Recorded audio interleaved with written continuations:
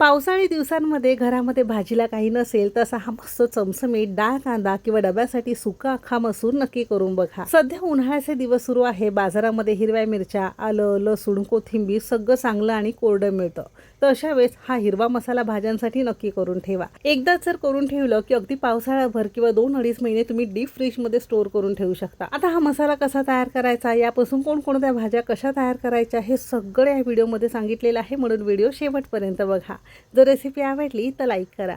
मागच्या वर्षीप्रमाणे यावर्षी सुद्धा पावसाळ्यामध्ये आपण मसाले कुरिअर करणार आहोत, कारण बऱ्याच जणांना मसाले हवे असतात। तर पावसाळ्यामध्ये सुद्धा आपल्याकडे ही सोय उपलब्ध आहे। तर ज्यांना कोणाला पावसाळ्यामध्ये मसाले घ्यायचे असतील तर नक्की ऑर्डर करू शकता। डिस्क्रिप्शनमध्ये नंबर दिलेला आहे, हाय मेसेज केला की मसाल्यांची लिस्ट आणि फोटो तुम्हाला तिथे बघायला मिळेल। चला तर मग सुरुवात करूया।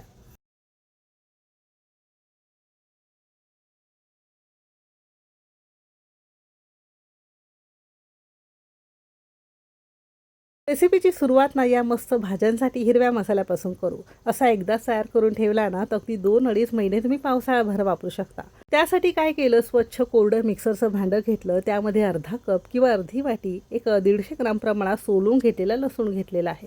घरातल्या एखाद्या वाटीने किंवा ग्रामने तुम्ही इथे मोजून घेऊ शकता। आता ज्या कपने अर्धा कप किंवा 150 ग्राम प्रमाणात लसूण घेतलेला आहे, अगदी त्याच वाटीने अर्धी वाटी किंवा 10-12 आपण इथे हिरव्या मिरच्या घेतलेल्या आहे। हिरवी मिरची आवडीनुसार कमी अधिक करू शकता।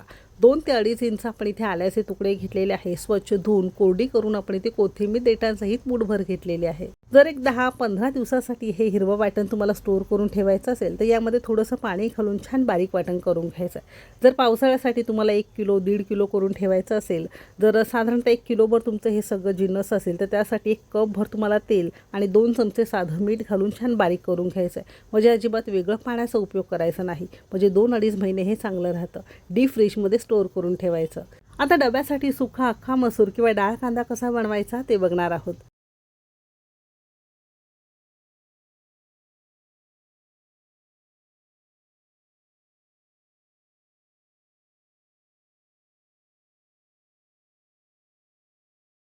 अख्खा मसूर डब्यासाठी बनवण्यासाठी साधारणतः अर्धा कप आणि वजनी म्हणाल तर साधारणतः 100 ग्राम प्रमाणात अख्खा मसूर घेतला। साध्या पाण्याने 2 पाण्याने धुवून घेतला, त्यामध्ये थोडंसं मीठ घालून रात्रभर पाण्यामध्ये भिजत घालायचं। पटकन हवं असेल तर यामध्ये गरम पाणी घालून झाकण लावून भिजत घालू शकता। आता ही भाजी बनवण्यासाठी कढई गरम करत ठेवलेली आहे। आवश्यकतेनुसार किंवा पळीभर आपण यामध्ये तेल घेतलेलं आहे। तेल तुम्ही तुमच्या आवश्यकतेनुसार कमी अधिक करू शकता।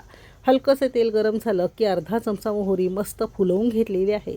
मोहरी छान फुलली की अर्धा चमचा आपण यामध्ये साधं जिरं घेतलं आहे। 8-10 कढीपत्त्याची पानं घेणार आहोत। जर कढीपत्ता फोडणीमध्ये खात नसेल तर हिरव्या वाटणामध्ये वापरू शकता। त्यातच आपण एक मोठ्या आकाराचा कांदा छान बारीक चिरून घेतला आहे। डाळ कांद्यासाठी कांदा थोडासा जास्त लागतो, जर तुम्हाला आवडत नसेल तर कमी घालू शकता। आता कांदा आपल्याला थोड्याशा गुलाबी रंगावर हलकासा क्रिस्पी गोल्डन तळून घ्यायचा आहे। असा छान झाला की तयार जे आपण वाटण तयार केलेलं होतं ना, ते तुम्ही तुमच्या आवश्यकतेनुसार वापरू शकता।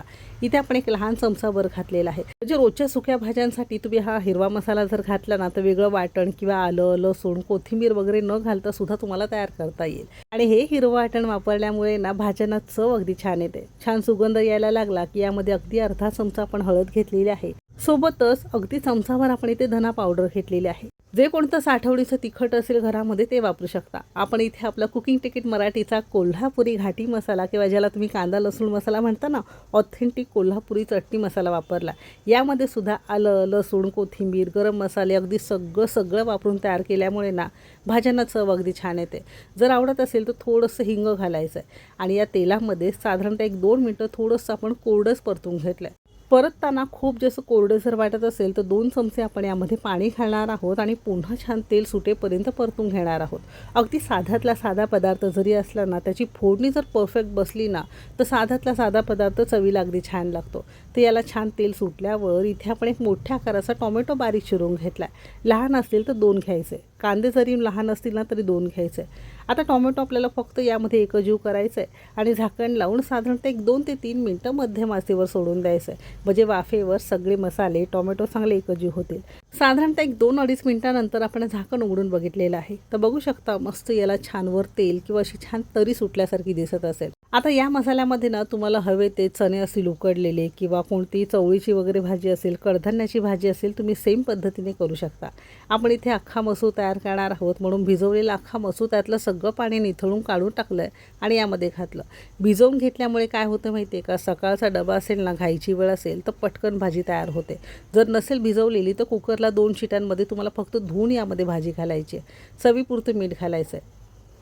काही कडधान्य असे असतात ज्याला शिजायला थोडा जास्त वेळ लागतं. मग भिजवून तुम्ही कुकरला 2 ते 3 शिट्यांमध्ये त्याच्या अकॉर्डिंग तुम्ही शिट्या घेऊ शकता. इथे आपण कडधान्यामधील हा अख्खा मसूर भिजवून घेतल्यामुळे शिजायला फार जास्त वेळ लागत नाही. जर कुकरला करत असाल तर 1-2 शिट्यांमध्ये तयार होतो. वाफेवर करत असाल तर साधारणतः 8 ते 10 मिनिटांमध्ये हे तयार होतं.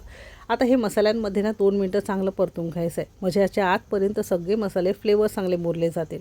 आता जरी ही डब्यासाठी तुम्ही सुकी भाजी करत असाल ना, तरी एक अर्धा कप तुम्हाला इथे पाणी घालायचं आहे. कारण पाणी घातल्यामुळे भाजी शिजायला वेळ लागत नाही, छान मऊसूत लवकर शिजायला मदत होते आणि शिजल्यानंतर कडक लागत नाही, खाताना घशात अडकल्यासारखं सुद्धा होत नाही आणि अजिबात भाजी तुमची पातळसुद्धा होणार नाही. हलकीशी उकळी आली की झाकण लावायचं आणि मध्यम आचेवर 8 ते 10 मिनटं आपण वाफेवर शिजत ठेवलेलं आहे. आता जरी तुम्ही ही भाजी शिजत ठेवली ना, तरी अधूनमधून थोडंसं वर खाली करून सगळीकडून एकसारखं आपल्याला करून घ्यायचं आहे. म्हणजे लवकरात लवकर भाजी शिजून तयार होईल. कढईमध्ये केलेला आहे 10-12 मिनटात भाजी तयार होते. कुकरमध्ये करत असाल तर 1-2 शिट्यांमध्ये भाजी तुमची तयार होते. सुरुवातीला जरी तुम्हाला ही थोडीशी ओलसर वाटत असेल ना, थोडीशी कोमट झाली की छान फडफडीत मोकळी होते. या स्टेजला आपण गॅस बंद केला आहे. सगळ्यात शेवटी थोडीशी कोथिंबीर भुरभुरायची आहे. जर आवडत असेल तर अगदी पाव चमचा यामध्ये वरून तुम्हाला गरम मसाला पावडर घालता येईल. आपल्या मसाल्यामध्ये गरम मसाला वगैरे सगळं असल्यामुळे वेगळा आपण गरम मसाला यामध्ये वापरलेला नाही. अशी तुमची डब्यासाठी अख्खा मसूर, सुका अख्खा मसूर किंवा डाळ कांदा खाण्यासाठी तयार आहे. जर तुम्हाला हीच भाजी थोडी पातळ आवडत असेल ना, तर यामध्ये गरम पाणी घालून एखादी उकळी काढायची. म्हणजे डब्यासाठी तुम्ही भाजी देऊ शकता. उरलेली भाजी रस्सा भाजीमध्ये सुद्धा खाऊ शकता. गरमागरम भात असेल, भाकरी असेल, चपातीबरोबर ही भाजी अगदी मस्त लागते. तर नक्की करून बघा. रेसिपी कशी वाटली कमेंट करून नक्की सांगा. जर आवडली असेल तर लाईक करा. चॅनेलवर नवीन असाल सबस्क्राईब करा. बाजूचं बेल आयकन नक्की क्लिक करा. आणि आपल्या कुकिंग तिकीट मराठीचे मसाल्यांना तुम्ही अगदी भरभरून प्रेम आणि प्रतिसाद दिलेला आहे, तर त्यासाठी सगळ्यांचे मनापासून आभार. चला तर मग भेटू एक मस्त आणि जबरदस्त रेसिपीसोबत. तोपर्यंत मस्त खा आणि स्वस्थ रहा.